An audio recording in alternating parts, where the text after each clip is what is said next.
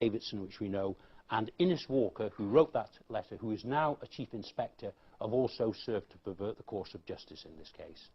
So it's a very bad thing, and lots of people are going to go down when it finally comes to light. I'm determined that it will come to light in due course by one means or another. It's a terrible, terrible situation.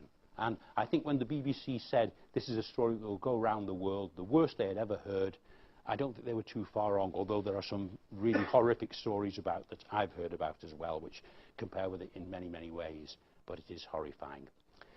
Now, there's another side to this story as well, and a very sinister side to the story, but I will go back in time on this. I'm going to go back to 1997. Now, Anne Greig, when she was 11 years old, her father died, and her elder brother, who was 6 years older, called Robert, who was known as Roy in the family, was a very good young man, a very honourable young man, and he decided he would take the responsibility of looking after his younger sister and his widowed mother. And so that was the case, so he looked after them as best he could. When Anne had children, Roy was also a wonderful uncle to the two children, to Greg, and especially to Hollie, because of her problem of having Down syndrome. And he worked very hard. He was devoted to her. He gave lots of time to her. He used to work very hard for charities to raise funds for Down syndrome victims. And he was just marvellous in that way. He never married. He was a bachelor, but he was a bar manager. He was very popular. He used to like to play golf. He liked sports. He liked to read. He enjoyed company, having a chat with all the lads and all the rest of it. He was just a really straightforward chap that we know plenty of people like that. He was one of those people and devoted to his family.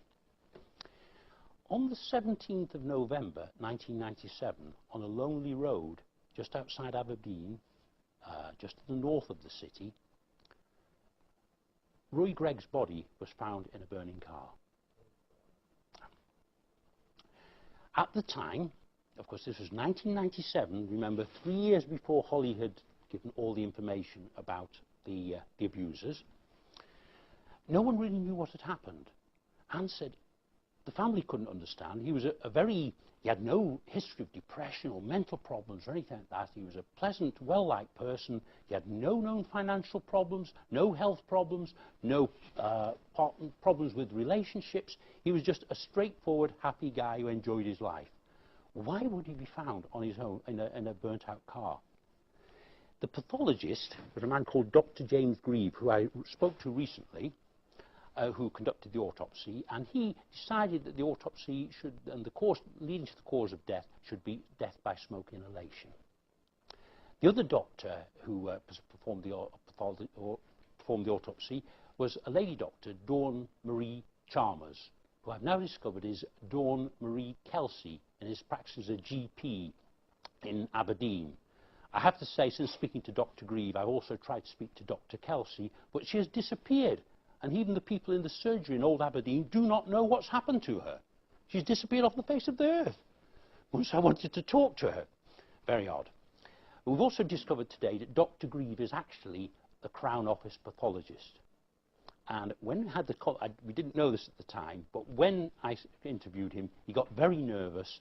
And he said, near the end of it, he says, it sounds as if you're trying to implicate me with all this. And I said, with all what? He said, whatever you're talking about. And I said, well, we're not trying to implicate anybody. I said, we just want the truth. I said, if you acted honestly, then there's no problem. But I will tell you, Dr. Grieve, and you're an expert, but let me tell you this, because I've been doing a little research myself, although I know nothing about these things, but I have talked about people who do know what they're talking about. And one of the first things that they have said is that it's very, very, what we should say is it was described as an unexplained death, but probably suicide. That was how everybody was led to believe it was going to be. It was a suicide. I said, first of all, I said, I do understand that it's very rare for anyone to commit suicide by setting fire to themselves. It's too painful. Sometimes happens in political demonstrations or people who've got a previous history of being very disturbed. But that didn't apply to Roy. You must accept it's very rare for people to kill themselves in that way. It is just so awful and painful and unpleasant, as I'm sure we can all imagine. And I said, so why would it be that you didn't advise an inquest on this? So Dr. Reeve again got very nervous and said, oh well, I just go on the facts, I didn't know about there's a motive for murder or anything like that. I said, well, even without the motive for murder, someone being found in a burning car is almost certainly indicative of arson, which is usually used to actually not only to cover up other crimes but to destroy evidence as well. But he couldn't, and he said, oh well, I just made my decision on what I saw, and since then he's had no contact with me whatsoever. Now, for many, we talk about the autopsy. We've only recently served the autopsy. For 9 years, Anne had been actually trying to get hold of the autopsy about her brother's death. And each time the Crown Office either ignored her requests. Now I think we can see why. We eventually got it, I applied for it, and they told me that they did have the autopsy, but it would be better if a doctor that they appointed would call us about it rather than send it to us and explain what the autopsy was all about, because we might not understand it. We might misunderstand what's in this autopsy. So one of our doctors will ring you and he'll explain it fully to you, exactly all the implications and what everything means, because you probably won't understand it. So at this point I said, well, look, send us the autopsy. We'd rather have it. If we don't understand it, we've got doctors we know who will explain it to us. So don't worry, just send us, and if we're not sure about anything, we'll find a doctor to explain it to us. Eventually, they did send the autopsy. This was 3 weeks after they'd said they weren't going to conduct the investigation. It arrived on New Year's Eve 2009. In the autopsy, it's made clear that a good deal of alcohol was found in the stomach of Robert Greig. Like Robert Greig being the bar manager, he was a very moderate drinker. He didn't drink a lot of alcohol at all. The alcohol that was found in his stomach was a brown liquid which was thought to be whiskey. Robert Greig, unlike most Scotsmen, hated whiskey. He never drank whiskey. As well as that, there was severe damage to Robert's skull. 2 ribs were broken and his sternum was broken. All the experts, and they're acting informally at the moment, I would like a proper formal analysis of this, but and we've talked to a lot of people, believe that the most likely thing was that he was severely beaten, caused the injuries that occurred, had alcohol poured down his throat, and was then thrown into the burning car to die. We also believe that one of his rescuers, or so-called rescuers, was one of the murderers, because we discovered, Anne discovered, that the person who had allegedly rescued him and got a medal from the Royal Humane Society was known to Dennis Mackey. Now, where this all fits together is, if I take you to 2001. Now, I should explain, if you're not aware of this, if people who have Down syndrome don't necessarily link things together.